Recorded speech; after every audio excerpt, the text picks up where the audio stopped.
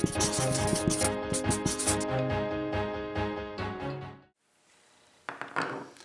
hobbyists, I'm working on the front differential of the Jeep build. This is the CC01 differential assembly. I'm going to be locking this right off the bat, and I wanted to show you a method that I've been using how to lock this front differential.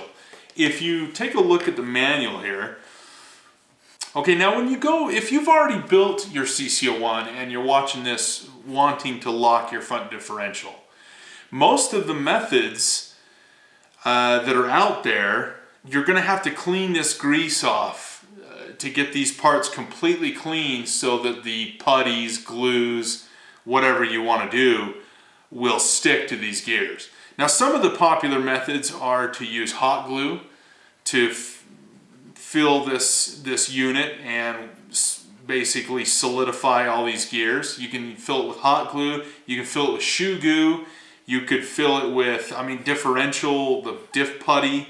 You could fill it with JB Weld, actually will lock those things up solid, but you can never tear it apart. Those methods will require that you clean this up. My method, you don't have to mess with it, okay? It doesn't matter if there's grease on them or not. I'll show you what I like to do. It's kind of difficult. You just gotta kind of work with it and get it, a little bit of massaging the parts to get it together. You've got your main differential housing. You've got your two side gears, shims. You've got your three spider gears that go on this little triangle shaft here. Okay. Then, out of the rear differential, because I'm going to use the included locker parts that came with the kit, I'm going to use an extra spider gear that would normally find its way into the rear diff, but I've got extras now because I'm going to lock the rear diff with the factory parts. And that's actually how I'm going to lock this up. So, follow the instructions and put the shim on the back of the side gear and stick it down inside of the main housing. Then we're going to want to go ahead and put the little spider gears on this triangle shaft.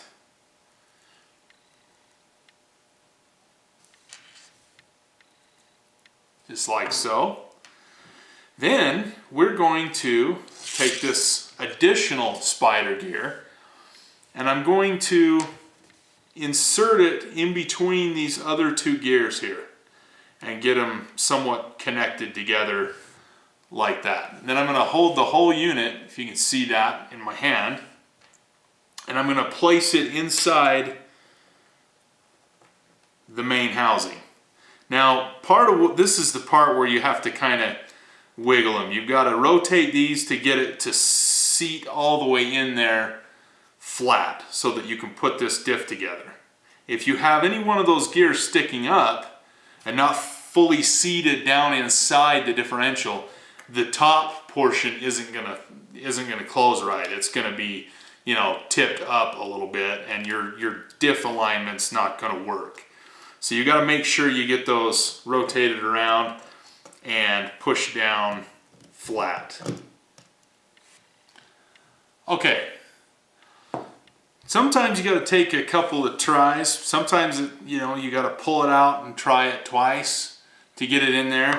But you basically have to get it in there so that it sits flat down on the other gear, and then this gear will fit flat on top of it, and that all the teeth will line up, and that way you can put the gear cover on the top. So then you put the top shim on, just like the rest of the instructions. And what that extra gear in there, that basically jams the whole thing up solid. So there will be no differential action at all. And then put the top on and screw it together.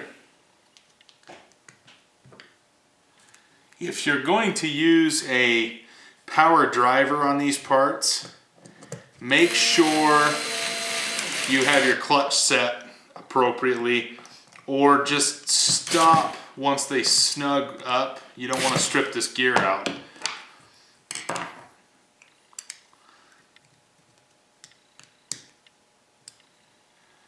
just finish tightening them by hand. And there you are. Notice the top cover fits nice and flush. There's nothing sticking up.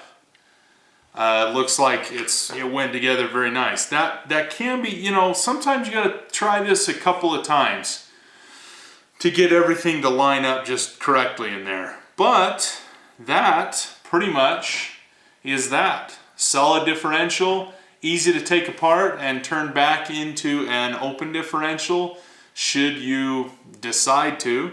I don't know why you would, but you also don't have to clean any grease off of the spider gears if you've, you know, built your kit before.